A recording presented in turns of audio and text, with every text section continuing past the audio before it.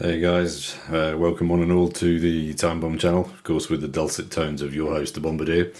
And as you can see today, we're going classic timepiece again today with an Omega Speedmaster. However, this one has a slight twist in that it is reference 3810.51.41, so is actually what is commonly referred to as the reduced speedy, or some people also call it the automatic Speedmaster. This little beauty has been lent into the channel, it's from 1999, so yeah, just sitting slightly outside of that vintage classification.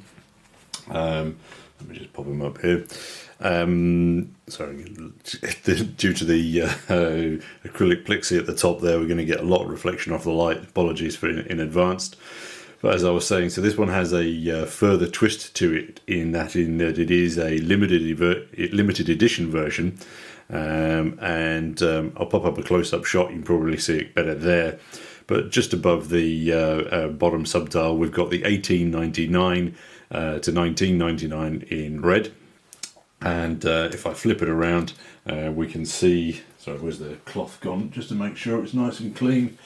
There's a bit of a finger printer, this one, but you can just see what I'm referring to here. So on the case back, and get the right angle.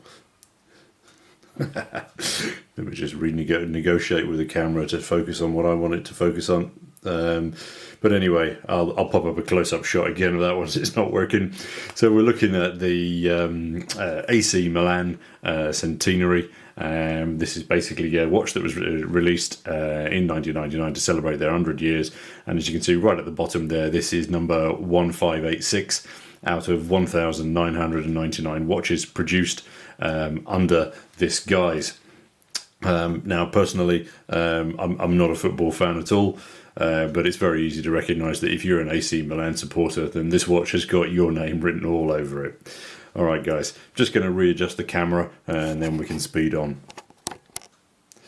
All right, so just cracking on then with some of the specs, because I think, yeah, that's probably one of the best places to start, just differentiating between these reduced and then their professional elder brothers. So these ones then come in at 39 mils across instead of the 42 of their larger brothers. It sits then in 11 mils worth of depth, and it's sitting on a very manageable 45 top to bottom, and then held in here at 18 mils for the strap. The lugs themselves, as you can see, really just nothing other than a quite subtle overcurve. I think, yeah, radically different to those that we saw on the Aquaterra, which were much more heavy and pronounced.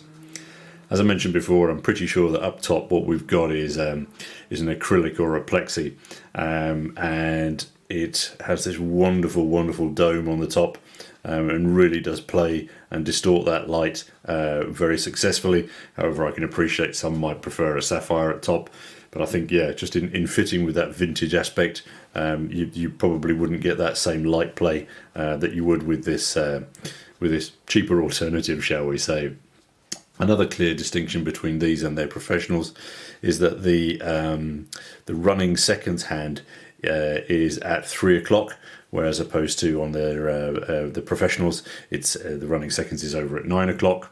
In addition to that, as you can see from this photo, to contrast, then the subdials themselves on this reduced version are pushed out further into the hour markers, whereas on the pros they're slightly more central. Obviously, then with both of them, you have this very, very, very tasteful tacky scale around that fixed black bezel. Again, very, very classy. In addition, another difference on this particular reference is that you can see on the inside then of the hour markers, minute markers, we've then got the minute markings. Later and other variants of these, they actually then simply remove those. The side profile, again, is pretty classic on these reduced. It's almost as if the that main case body is sandwiched in by that top dial and the slight extension below. I have to say though that little groove there is a little bit of a lint magnet. Again, unlike the pros, these speedies then come with the case back is actually a snap-on as opposed to a screw down. So personally, I wouldn't recommend this watch being worn anywhere near too much water. Even if that snap-on has seals, I personally wouldn't push its limits. As you probably picked up on, this strap is not an original, but then again, I'm also equally sure you guys don't need me to tell you that this little guy is going to be an absolute strap monster, whether it's on leather, steel, etc., etc. As you can see here out in this morning sunshine, it looks uber ultra classy. And yes, as you can see from this further photo, there is still loom here on this one. I doubt that it's going to last all night, but then again, neither do I anymore. Another curiosity with these is on the reverse profile is the position of the winders. So let me just make sure I'm horizontal so you can see that better. No, I'm not horizontal. There I am. So you can see that the winder at the crown at the bottom is positioned slightly lower than the two pushers of the chrono operation. Now, basically, I've read that many people actually dislike that positioning as they feel it's just a little bit too much of an oddity. But however, there is a very good explanation for that, and it's primarily down to the modular chrono movement inside. Basically, what you've got is two watch movements inside. The chrono movement is literally laid on the top of the other one, hence those pushers being a little higher. As a consequence, it also carries a great number of jewels, but my apologies, as this is not my watch, I'm not going to be popping the back off there to show you. And I think, in fact, you actually wouldn't be able to see that because the chrono movement itself is sitting under the dial as it needs to.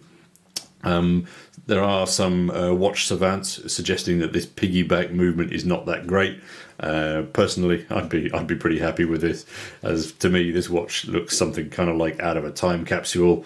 It's all thrown in there to mark the turn of the millennia.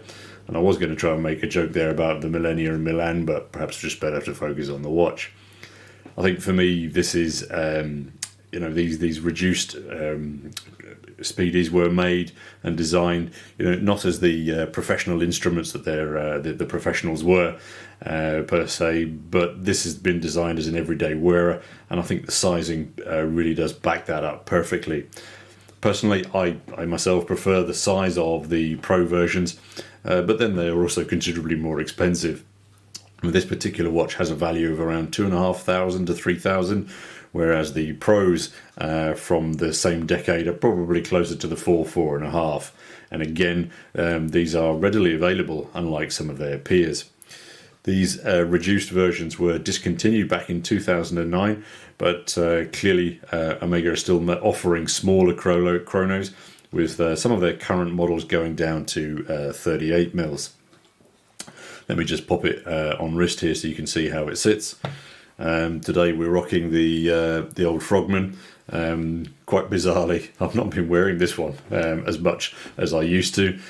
Primary reason being is that I get more guilty about digging it up, which is kind of bizarre because I wore it for years and I never worried about it. But anyway, back to the Speedy. Let's just throw it on wrist.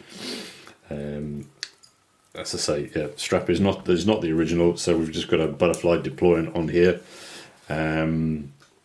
But yeah, I mean, even at that size, I think it looks pretty decent on my wrist. My wrist is 7 1/4, and I don't think it looks that small. It's just my personal preference. I'd just like a couple more mils on there for me.